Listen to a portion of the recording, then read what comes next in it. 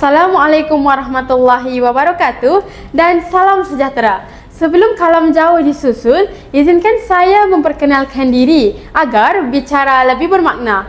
Nama diberi Syafi Raudah binti Muhammad Sofirul Izam. Saya merupakan murid tingkatan 5 di Sekolah Menengah Sains Selangor.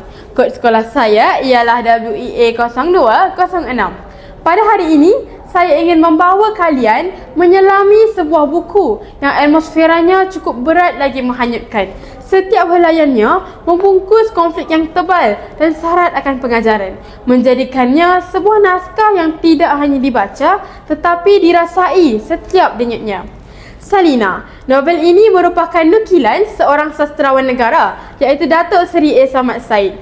Buku ini telah diterbitkan dengan pelbagai gaya. Namun yang sedang berada di dalam genggaman saya merupakan edisi kenangan 60 tahun yang diterbitkan pada 2021. Buku ini mengandungi sebanyak 454 halaman serta 34 bab. Buku ini diberi judul Salina kerana Salina ialah seorang wanita yang merupakan watak utama di dalam novel ini.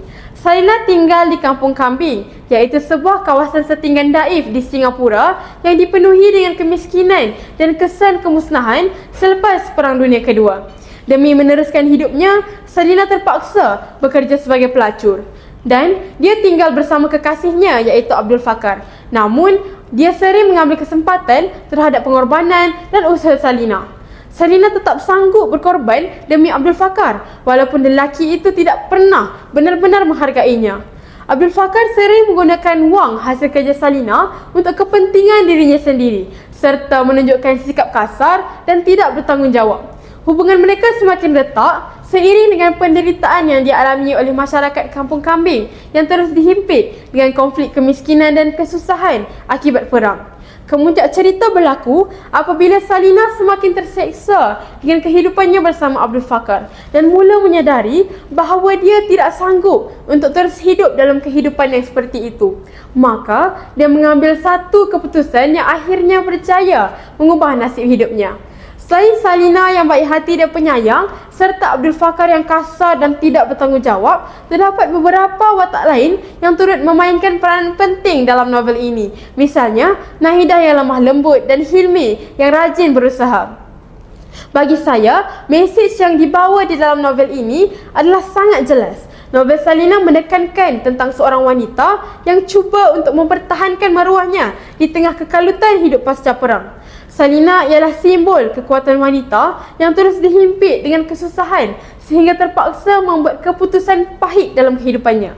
Ada satu ayat Salina yang masih terngiang-ngiang dalam ingatan saya sehingga hari ini. Ayatnya berbunyi, "Siapa yang ingin hidup berdosa dalam kehidupan ni kalau boleh? Tak ada seorang pun. Cuma kadang-kadang orang terpaksa." Ya, terpaksa.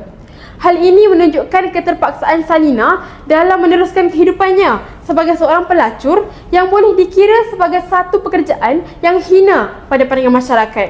Hal ini jelas membuktikan nilai ketabahan yang dimiliki oleh Salina. Kita sepatutnya mencontohi dan menanam nilai ini dalam diri kita agar kita juga kuat untuk menghadapi dugaan dalam kehidupan kita. Sebagai seorang perempuan, novel Salina sangat menyentuh sanubari saya. Kebiasaannya, wanita dianggap sebagai golongan yang lemah dan ada sesetengah pihak yang merendah-rendahkan darjat wanita seolah-olah wanita tiada nilainya pada mata mereka. Namun, karya ini berjaya membuka mata kita bahawa kemampuan wanita adalah lebih dari apa yang mereka sangka. Jangan kita lupa akan peribahasa, tangan yang mengayun buayan mampu menggoncangkan dunia. Selain kisahnya yang menyentuh hati, penggunaan gaya bahasa yang santai dan mudah difahami oleh golongan pembaca juga menjadi nilai tambah kepada novel ini. Namun di sebalik itu, saya percaya bahawa dalam kehidupan pasti ada ruang untuk penambahbaikan. Maka, antara perkara yang boleh ditambah baik ialah perjalanan ceritanya yang sedikit lambat pada setengah bab. Namun secara keseluruhannya, novel Salina sangat berbaloi untuk dibaca.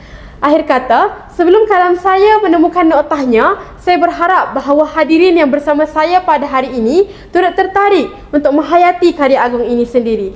Percayalah, Selina bukan sekadar tentang keperitan hidup, tetapi sebuah perjalanan emosi yang mampu membuatkan kita lebih menghargai kehidupan dan insan di sekeliling kita. Itu sahaja daripada saya. Sekian, terima kasih.